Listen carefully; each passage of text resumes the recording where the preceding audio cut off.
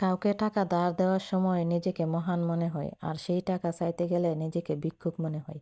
আসসালামু আলাইকুম, সবাই কেমন আছেন? আলহামদুলিল্লাহ, আমিও ভালো আছি। চলে আসলাম একটি নতুন ভিডিও নিয়ে।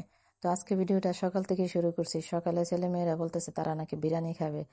তো ফ্রিজে তেমন গোস্ত ছিল না, রান্না করা একটু গোস্ত ছিল, তো ওইটা দিয়ে আজকে বিরিয়ানি।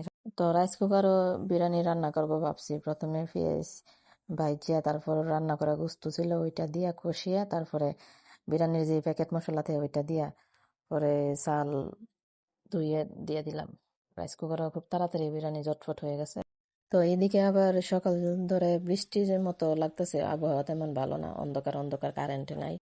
তো ভিডিওর শুরুতে যে কথা বলতে চাইছিলাম যে কাউকে টাকা ধার দিলে নিজেকে মহান মনে হয়, আর সেই টাকা চাইতে গেলে নিজেকে ভিক্ষুক মনে হয়। অনেক সময় দেখা যায় অনেক কাছের মানুষরা বা বাড়ির আশেপাশের মানুষরা, প্রতিবেশীরা এই কিছুদিন পর পর টাকা ধার নিতে আসে। তো অনেক সময় মায়া লাগে, তো আমি টাকা ধার দিই। দিলে তারা কি করে, কয়েকজন আছে এরকম, তারা টাকা ধার নেওয়ার পরে আর দেখাই করে না। টাকা চাইতে গেলে তারা বিভিন্ন ধরনের বায়না ধরে। যেমন আমি তাদের কাছে ভিক্ষা চাইতেছি পাওনা টাকা। তো আমার এক প্রতিবেশী আমার সাথে এরকম করতেছে কয়েকদিন যাবত। তো আমি টাকা চাইতে গেছি, ওনার কাছে তেমন ভালো লাগতেছে না বিষয়টি। মানুষের দেনা পাওনা রীতিনীতি ভালো না হইলে আসলে প্রতিবেশীর সাথে চলা যান। যাই হোক, কথা বলতে বলতে আমি দুপুরের রান্না রেডি করতেছি। এদিকে আমি লুব্বা চইয়ার মাছ রেডি করলাম দুপুরের রান্নার জন্য। তো মাটির চুলায় রান্না করতে ভালো লাগে। সকালে তো রাইস কুকারে বিরিয়ানি রান্না করে খেয়ে ফেললাম।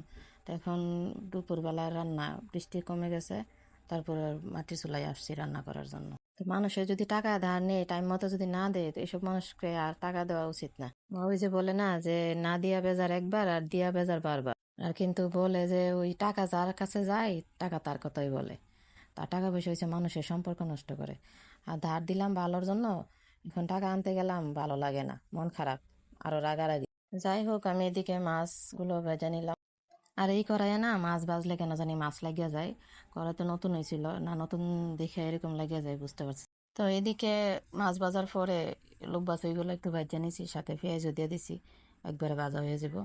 তারপর মশলা যা যা দেওয়ার, হলুদ মরিচ মরিচ আমরা সাধারণত যা যা দিই। যাই হোক, রান্না করতে করতে আপনাদের সাথে সুখ দুঃখের কথা কইয়া লইলাম।